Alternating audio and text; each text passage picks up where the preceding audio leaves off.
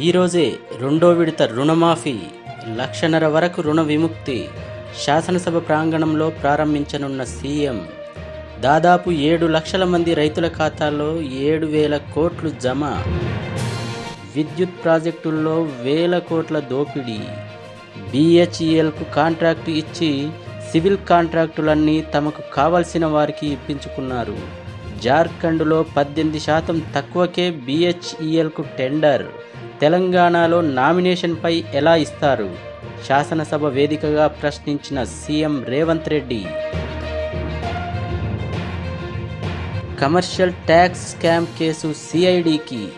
Case తీవ్రత దృష్ట్యా నిర్ణయం, ఉత్తర్వులు జారీ చేసిన ప్రభుత్వం.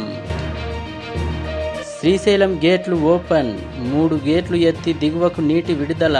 నాగార్జున సాగర్కు పెరిగిన వరద తాకిడి. టీచర్లతో సీఎం ముఖాముఖి.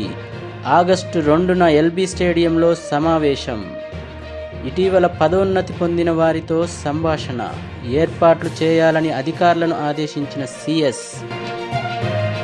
లోక్సభ బీజేపీ విప్గా చేవెళ్ల ఎంపీ కొండా విశ్వేశ్వర్ రెడ్డి.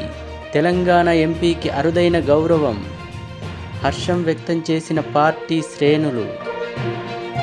మరో కాంస్యం ముంగిట మను బాకర్.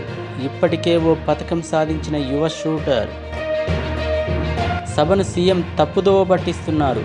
విద్యుత్ మీటర్లపై తప్పుడు పత్రం చూపించారు. సీఎంపై సభా హక్కుల ఉల్లంఘన తీర్మానం ఇస్తామన్న హరీష్ రావు. సభకు సీఎం వాస్తవాలే చెప్పాలి. గృహావసరాలకే మీటర్ల ఒప్పందం జరిగింది.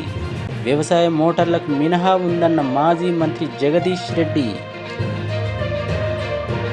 స్మార్ట్ మీటర్లు పెట్టినా ఫ్రీ కరెంటు ఇవ్వచ్చు.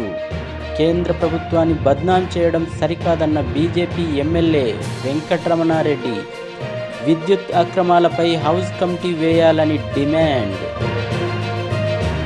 అసెంబ్లీకి రాని కేసీఆర్కు ప్రతిపక్ష హోదా ఎందుకు?